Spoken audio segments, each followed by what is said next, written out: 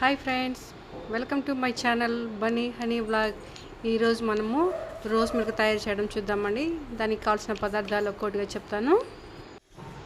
ఇవిగోండి, కాచి చల్లార్చిన చిల్లుడు పాలండి. అంటే చాలా కూల్గా ఉన్నాయి పాలు టూ గ్లాసెస్, అండ్ పంచదార, rose syrup, khoa and ice cubes అండి, మరియు వెనీలా ఐస్ క్రీమ్స్. ఓకే, తయారు చేయడం చూద్దామా. ఇంకా ఇదిగోండి, ముందుగా ఒక బౌల్ తీసుకున్నాను. అందులో చల్లని పాలు తీసుకుంటున్నానండి, 2 గ్లాసెస్.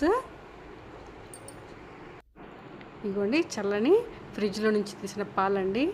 ఇందులో ఇప్పుడు మనము 2 స్పూన్ల పంచదార, ఒక 3-4 స్పూన్స్ మైన అంటే కోవా అండి, మరియు ఆ రెండు బాగా కలిసిపోయేటట్లుగా బాగా కలపాలండి. ముందుగా అంటే కోవాను పంచదార మనకు పాలతో బాగా కలిసిపోవాలి.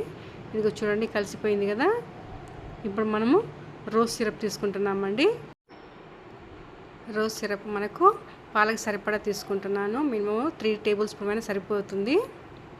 ఇదిగోండి, మనకు రోజ్ సిరప్ కూడా బాగా కలిసిపోవాలి పాలలో. ఇప్పుడు ఒక కప్ మైన ఐస్ క్యూబ్స్ తీసుకుంటున్నానండి. ఇవి కూడా బాగా మనం పాలలో బాగా చల్లగా కలిసిపోయేటట్టుగా కలిపేసి ఇప్పుడు గ్లాసులలో సర్వ్ చేద్దాము. పెద్దలకైతే పంచదార అవసరం లేదండి, రోజ్ సిరప్ సరిపోతుంది. ఇప్పుడు మనము వెనీలా ఐస్ క్రీమ్ని పైన డెకరేట్గా వేసేసి పైన రోజ్ సిరప్ని కూడా వేద్దామండి. పిల్లలకు అట్రాక్టివ్గా బాగా కనిపిస్తుంది. మనం ఇందులో కోవా వేయటం వల్ల చాలా టేస్ట్గా ఉంటుందండి. ఈ రోజ్ మిల్క్ని మనము ఇంట్లోనే ఈజీగా తయారు చేసుకోవచ్చు అండి. పిల్లలకు కావలసినప్పుడు మనము హోమ్ మేడ్గా ఇంట్లోనే తయారు చేసి ఇవ్వచ్చు. ఓకేనండి, మీకు నా ఈ వీడియో నచ్చినట్లయితే లైక్ చేసి, షేర్ చేసి, సబ్స్క్రైబ్ చేయండి. Thank you.